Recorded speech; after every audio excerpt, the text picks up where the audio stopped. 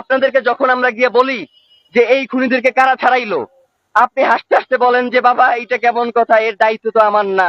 এই মিয়া ফাইজলামি করেন। আপনার আইনমন্ত্রী বানানো হয়েছে কি আপনার খালি এই দায় অস্বীকার করবার জন্য? আপনি আইন উপদেষ্টা হয়েছেন কি খালি দায় অস্বীকার করবেন এই জন্য? আপনার কি কোনো দায় নাই? যখন এই যে উপদেষ্টা পরিষদ গঠিত হয়, জনগণ কারে চিনত? জনগণ তো খালি আপনারই চিনত। ডক্টর ইউনূস আসবার পূর্ব পর্যন্ত তো এই উপদেষ্টা পরিষদ কারা কি হবে এই দায়িত্ব তো আপনার উপরেও বর্তায়। তাইলে আপনি এখন যে কথায় কথায় বলেন যে বাবা এইটা তো উচ্চ আদালতের কাজ, এইটা অমুকের কাজ, এইটা তমুকের কাজ, তাইলে আপনার আসলে কি খালি অস্বীকার করাটাই আপনার দায়িত্ব, নাকি আপনি এই বাংলাদেশের পুরো জনগণের দায়িত্ব নিয়ে আপনি ক্ষমতায় গেছেন? আপনি সেই দায়িত্বকে অস্বীকার করেন কেন? আমরা স্পষ্ট করে বলতে চাই যে স্বরাষ্ট্র উপদেষ্টা, সহকারী উপদেষ্টা, আইন উপদেষ্টা থেকে শুরু করে প্রত্যেকে প্রচুর পরিমাণে দায়িত্ব অবহেলার কারণেই আজকে হাদি ভাইয়ের এই রক্ত এই বাংলার জমিনে ঝরেছে। সুতরাং প্রত্যেককেই এর জবাবদিহি নিশ্চিত করতে হবে।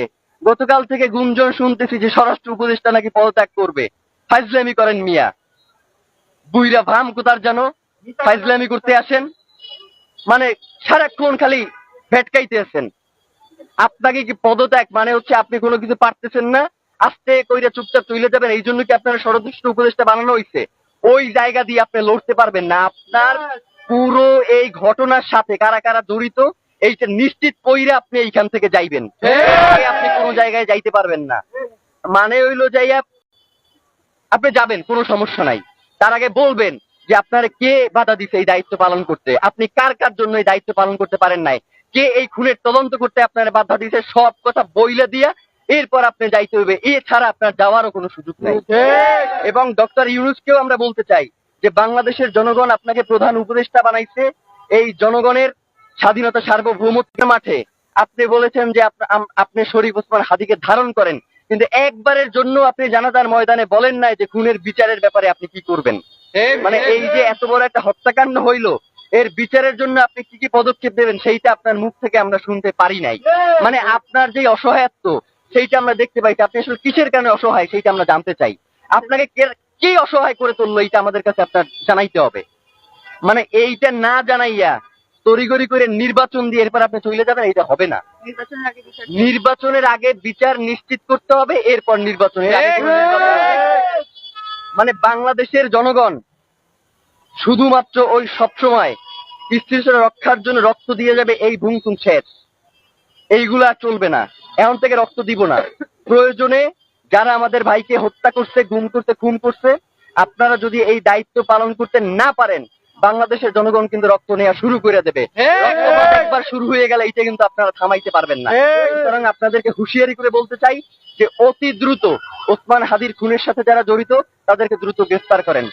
আপনারা যদি সুস্পষ্টভাবে আমাদেরকে বলেন যে খুনি ভারতে পলায়ে গেছে, তাইলে কি করতে হবে? তাইলে যেইটা করতে হবে সেটা হচ্ছে বাংলাদেশে একটা বন্দি বিনিময় চুক্তি আছে, আপনারা জানেন না?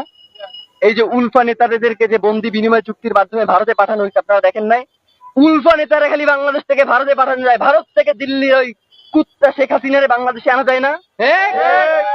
মানে হইলো যাইয়া বাংলাদেশ থেকে খালি আমরা সবাই খালি সহযোগিতা করবো আর পাঠাবো, কিন্তু ওই দেশে খালি সন্ত্রাসীদের অভয়ারণ্য হবে, ওই দেশ থেকে কাউকে পাঠানো হবে। এই ধরনের ফাইজলামি মার্কা বন্দি বিনিময় চুক্তি আমাদের দরকার নাই। সেখানে আমরা স্বরাষ্ট্র উপদেষ্টা এবং তার বিশেষ সহকারী খোদাবক্স তাদের দুইজনের একজনকেও আমরা দেখতে পাই নাই। এর মাধ্যমে প্রতীয়মান হয় যে স্বরাষ্ট্র উপদেষ্টার দপ্তর থেকে এই ঘটনাকে তুচ্ছ-তাচ্ছিল্য করা হয়েছে। তারা মনে করেছে যে ওসমান হাদির ঘটনাকে তারা ধামাচাপা দিয়ে দিবে। কিন্তু আমরা আপনাদেরকে জানিয়ে দিতে চাই, বাংলাদেশের জনগণ, আপনারা যাদেরকে বোকা, দুর্বল মনে করেন, তারা জুলাইয়ে আপনাদেরকে একটা শিক্ষা দিয়েছে, কিন্তু আপনাদের সেই শিক্ষা হয় নাই।